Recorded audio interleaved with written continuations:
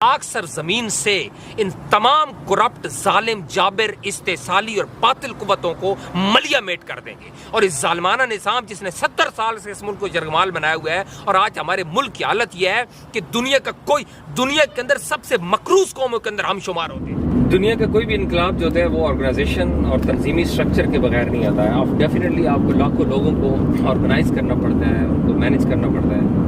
एक अच्छी स्ट्रॉन्ग तंजीम, एक ट्रेंड तंजीम जो होती है वो किसी भी इनकलाब की बुनियाद बनती है। तो पाकिस्तान अवामी तहरीक को भी एक ज़बरदस्त डेमोक्रेटिक रेवोल्यूशनरी पार्टी बनाने के लिए हमारी टीम ने जिस जद्दोजहद का आगाज़ किया था, उस जद्दोजहद और उस रास्ते के ऊपर हम अभी भी चल रहे हैं। और अल्लाह का शुक्र है कि हमारी जो तंजीम है, हमारी जो टीम है, वो इतनी कोना मश्क है, इतनी ज़बरदस्त जद्दोजहद करने वाली है कि वो थकने वाली नहीं है।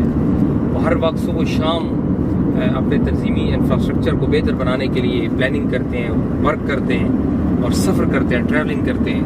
तो आज के सफ़र में हमारे साथ मौजूद हैं हमारे वाइस प्रेसिडेंट मलिक ताहिर जावेद साहब, और उसके साथ हमारे साथ आज मौजूद हैं सरदार उमर दराज खान साहब, जो सेक्रेटरी कोऑर्डिनेशन है हमारी शुमाली पंजाब तंजीम के। सरदार उमर दराज खान साहब भी एक बहुत ज़बरदस्त ऑर्गेनाइज़र भी हैं और ज़बरदस्त जद्दोजहद करने वाले एक इनकलाबी हैं। तो आज हमारी टीम ने फैसला किया, हम जा रहे हैं मियाँ वाली की ट्रैवल कर रहे हैं। मियाँ वाली और खुशाब के अंदर हमने अपने तंजीमी स्ट्रक्चर को बेहतर बनाना है और नई तंजीम साजी करनी है, क्योंकि आमदा बल्दियाती इलेक्शन के लिए हमने तैयारी करनी है और उसके लिए हमें एक मजबूत तंजीम चाहिए वहाँ पर। तो आज का हमारा जो ट्रैवलिंग है वो मियाँ वाली और खुशाब की तरफ है। तो इंशाल्लाह वहाँ पर हम जाएंगे और उम्मीद है कि वहाँ पर अच्छे कमिटेड नज़रियाती लोग हमें मिलेंगे जिनको हम तंजीम के अंदर लेंगे और तंजीम बनाएंगे। और उसके बाद इंशाल्लाह आने वाले दिनों के अंदर जो हमारे मार्के होंगे, जो वर्किंग होगी, उसके अंदर वो ज़बरदस्त तरीके से परफॉर्म कर सकें।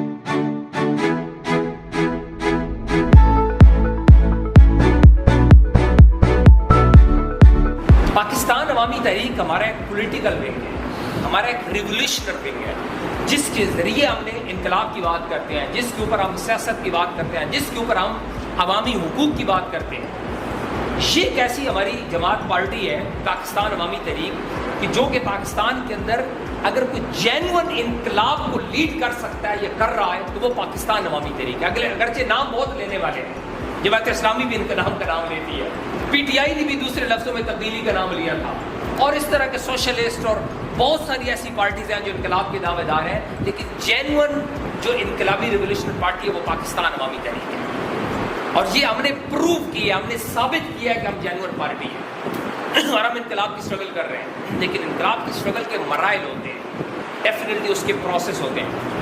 अभी जब पाकिस्तान अवामी तहरीक का अंदर एक चेंज आया, 1 साल पहले हमें ये जिम्मेदारी मिली शुमाली पंजाब की, मुझे आप लोगों की मुशावरत से एक जिम्मेदारी दी गई प्रेसिडेंट। तो उसकी जिम्मेदारी मिलने के कुछ ही टाइम के बाद फौरी तौर पर एक अनाउंसमेंट आ गई कायद मोहतरम की तरफ से, और अनाउंसमेंट ये थी कि वो उन्होंने कहा कि मैं पाकिस्तान अवामी तहरीक की चेयरमैनशिप से रिटायरमेंट का ऐलान कर रहा हूँ। ये ऐलान सब ने सुना। इस ऐलान को सुनने के बाद बहुत सारे लोग डीमोटिवेट भी हो गए। उनके जहन में शायद ये आया कि चूँकि डॉक्टर साहब ने रिटायरमेंट का ऐलान कर दिया तो अब तो पाकिस्तान अवामी तहरीक का वजूद ही नहीं रहा, अब तो पाकिस्तान अवामी तहरीक की स्ट्रगल ही ख़त्म हो गई है। तो कुछ लोग डिसहार्ड हो गए, होपलेस हो गए कि शायद आगे कंटिन्यू नहीं रख पाएंगे। लेकिन डॉक्टर साहब के रिटायरमेंट का, इनकलाब का जो रिटायरमेंट का फैसला था, उसके पीछे बहुत सारी रीज़न्स थी। उन्होंने खुद बताई हैं आपने कि कुछ रीज़न जो उन्होंने बताई हैं, तो कुछ वैसी रीज़न थी जो इंटरनेशनल लेवल की थी जो वो बता नहीं सकते, लेकिन उसकी रीज़न थी। लेकिन उस रिटायरमेंट का मतलब ये बिल्कुल भी नहीं था कि हमको पैट को क्लोज करने जा रहे हैं, ये पैट अपनी एक्टिविटीज़ नहीं करेगी, बल्कि पैट पहले से ज़्यादा एक्टिव रोल अपना प्ले करेगी। और कायद तो हमारे साथ ही है, उनका चेयरमैन का टाइटल होना या ना होना इसका ये मतलब बिल्कुल भी नहीं कि हमारे साथ हैं, या हम भी इनके कारकुन समझ सकते हैं कि वो हमारे साथ हैं। उनकी रहनुमाई, उनकी लीडरशिप, उनकी क़यादत हमेशा हमारे साथ है। सो हमने उसके बाद पैट को दोबारा एक्टिवेट किया, इसके ऊपर काम किया, और हमने पूरे पाकिस्तान के अंदर पाकिस्तान अवामी तहरीक को, हमारे सामने फौरी जो एक टास्क आ गया, that was local bodies election. अब लोकल बॉडीज इलेक्शन और नेशनल इलेक्शन के अंदर फ़र्क क्या है? लोकल बॉडीज इलेक्शन जो होते हैं ये लोकल लीडरशिप इमर्ज करने का सबसे बेस्ट टूल होता है। लोकल लीडरशिप इमर्ज होती है इस टूल के ज़रिए। और दूसरा फ़ायदा ये हुआ कि जो मौजूदा गवर्नमेंट ने बलदियाती सिस्टम इंट्रोड्यूस कराया है, ये सिस्टम हमारी सोच और हमारी थॉट के करीब करीब है, और हमारी सोच और हमारी थॉट क्या की मुतनासिब नुमाइंदगी करेगा। हम शुरू से ये बात करते थे कि जब तक पाकिस्तान के अंदर मुतनासिब नुमाइंदगी का निज़ाम नहीं आएगा, ये जो मौजूदा पार्लियामानी सिस्टम है इसके ज़रिए चेंज नहीं आएगा। और मौजूदा गवर्नमेंट ने ये काम कर दिया, लोकल बॉडीज़ के अंदर उन्होंने ये काम कर दिया कि उन्होंने दे दिया है अपना मुतनासिब नुमाइंदगी का निज़ाम के जाए आप टॉप 5 जीतेंगे, टॉप 3, टॉप 2 जीतेंगे। ये आपको पता ही होगा अभी जो नया निज़ाम आया है, इसके ऊपर तो ब्रीफिंग है, लेकिन मैं आपको उसका खाका दे देता हूँ। बहुत ईजी है कि अगर एक 2000 या उससे कम आबादी है तो वहाँ पर 2 लोग जीतेंगे। कौन 2 लोग? जो सबसे ज़्यादा वोट लेगा वो चेयरमैन होगा, जो सेकंड नंबर पे आएगा वो उसका काउंसलर। जो 2000 से 5000 की आबादी होगी वह 3 लोग होंगे, जो उससे ज़्यादा आबादी होगी वह 4 होगी, जो उससे ज़्यादा होगी वो 5 लोग होंगे। टॉप 5 जीत जाए, यानी जिसने सबसे ज़्यादा वोट लिए वो चेयरमैन, सेकंड वाला भी जीत गया, थर्ड वाला भी जीत गया, फोर्थ वाला भी जीत गया, 5 वाला भी जीत गया। ये बड़ा अच्छा निज़ाम है, इसमें वोट ज़ाया नहीं होते। तो हमने ये फैसला किया पाकिस्तान अवामी तहरीक ने कि हम वो बलदियाती इलेक्शन के तक जाएंगे, और ये कायदे मोहतरम के अप्रूवल से और तमाम हमारी जो मुतल्लिका लोग थे उनके अप्रूवल के साथ हमने ये फैसला किया।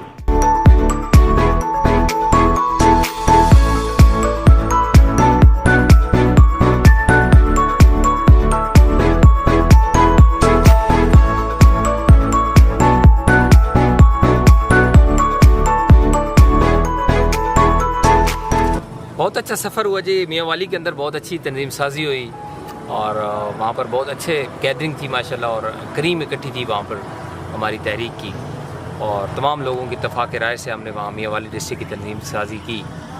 और वहाँ पर एक बहुत ज़बरदस्त मीटिंग करने के बाद हम खुशाब की तरफ हमने मूव किया, और खुशाब के अंदर भी हमारी काफ़ी अर्से से तंजीम नहीं बन रही थी, लेकिन आज की गैदरिंग से हमें बहुत अच्छी होप मिली और एक अच्छी मीटिंग हुई, अच्छे लोग जहाँ जमा हुए, और उन सब के साथ मुशावरत के बाद हमने एक कोऑर्डिनेशन काउंसिल उनकी बनाई है और उनको टारगेट दिया है कुछ इम्पोर्टेड लोगों का कि जिनको तंजीम के अंदर शामिल करना है, और उनको सदर के लिए हमने ज़िम्मेदारी देनी है।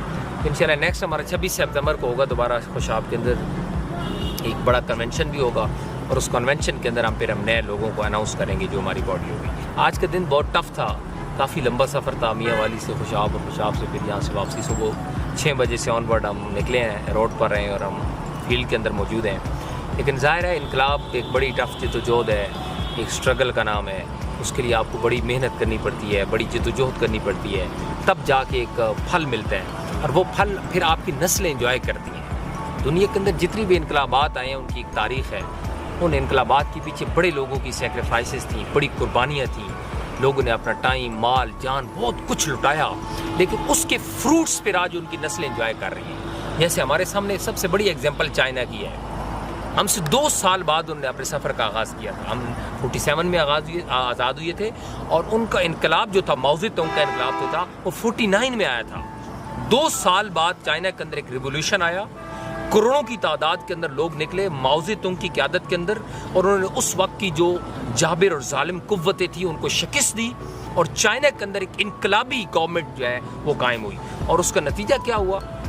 उसका नतीजा ये हुआ कि चाइना आज सुपर पावर बन चुका है। चाइना आज अमेरिका को डिफीट करने जा रहा है, चाइना आज दुनिया की सबसे बड़ी इकोनॉमी बनने जा रहा है, और आज उनकी नस्लें उस फ्रूट्स को एंजॉय कर रही हैं। लेकिन किसी को नहीं पता उस इनकलाब के पीछे कितने लोगों की एफर्ट्स थी, कितने लोगों की कुर्बानियाँ थी, कितने लोगों ने अपने घर बार छोड़े थे, अपने सुकून छोड़े थे, अपने बच्चों को छोड़ा था, अपनी जानें कुर्बान की थी, तब जाके वो चाइना का रिवोल्यूशन आया था, और आज वो दुनिया के अंदर एक अपना नाम रखते हैं। सो दोस्तों, हमने भी अगर पाकिस्तान को दुनिया में टॉप पे लेके जाना है, पाकिस्तान को दुनिया की इमामत के काबिल बनाना है, पाकिस्तान को एक भरपूर मुआशी ताकत बनाना है, एक भरपूर अस्करी ताकत बनाना है, और भरपूर एक साइंस और टेक्नोलॉजी के अंदर इजादात करनी है, और इसको दुनिया की इमामत के काबिल बनाना है, तो आज हमने अपने कल के लिए अपना आज कुर्बान करना होगा।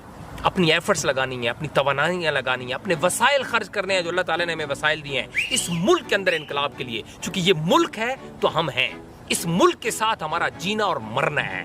इस मुल्क के लिए हमने अपनी खून का आखिरी कतरा तक बांधा है, और इंशाअल्लाह ताला ये हमारी कमिटमेंट है अपनी कौम के साथ, अपने मुल्क के साथ, और इस मिट्टी के साथ, कि इस मिट्टी की खातिर हम अपनी जान कुर्बान कर देंगे। हम अपनी तवानाइयाँ, अपने वसाइल, अपना सब कुछ सर्फ करेंगे, लेकिन इस पाक सरजमीन से इन तमाम करप्ट, जालिम, जाबिर, इस्तेसाली और बातिल कुव्वतों को मलिया मेट कर देंगे। और इस जालिमाना निज़ाम जिसने 70 साल से इस मुल्क को जरगमाल बनाया हुआ है, और आज हमारे मुल्क की हालत यह है कि दुनिया के अंदर सबसे मकरूज कौमों के अंदर हम शुमार होते हैं। अरबों डॉलर का कर्जा हमारे ऊपर है, हम सर उठा के दुनिया में नहीं चल सकते। हमारे ग्रीन पासपोर्ट को दुनिया वो रेस्पेक्ट और इज्जत नहीं देती जो हमारा राइट था, जो हम डिजर्व करते थे। हम साइंस और टेक्नोलॉजी में पीछे हैं, हमारी इकोनॉमी दुनिया की वीक तरीन इकोनॉमी है। हम पिस चुके हैं, पिट चुके हैं। हमारे मुल्क के अंदर इंसाफ नाम की कोई चीज नहीं है। थानों कचहरियों के अंदर हमारा गरीब, हमारा दहकान, हमारा किसान, हमारा मजदूर पिट रहा है, जलील हो रहा है, उसकी आवाज सुनने वाला कोई नहीं है। रोजाना कितनी आय और सिस्कियां सुनाई देती हैं थानों कचहरियों के अंदर, लेकिन उनकी सदा सुनने वाला कोई भी नहीं है।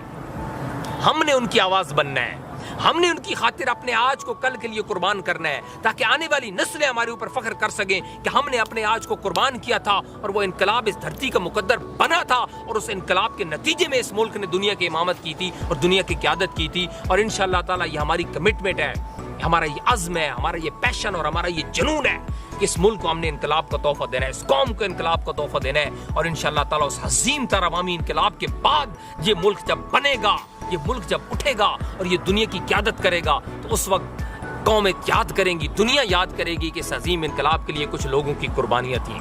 दोस्तों, कुछ लोग तारीख पढ़ते हैं, कुछ लोग तारीख लिखते हैं और कुछ लोग तारीख बनाते हैं, और हम इंशाल्लाह उन लोगों में हमारा शुमार होगा जो तारीख बनाएंगे और आने वाली नस्लें हमारी तारीख पढ़ा करेंगी। अल्लाह ताला हमें इस मिशन में कामयाब व कामरान करे। हमारा वापसी की तरफ सफ़र जारी है, आप सब की दुआओं के साथ इंशाल्लाह हमारा ये मंजिल, हमारी ये जद्दोजहद जारी रहेगी। बहुत शुक्रिया, थैंक यू वेरी मच।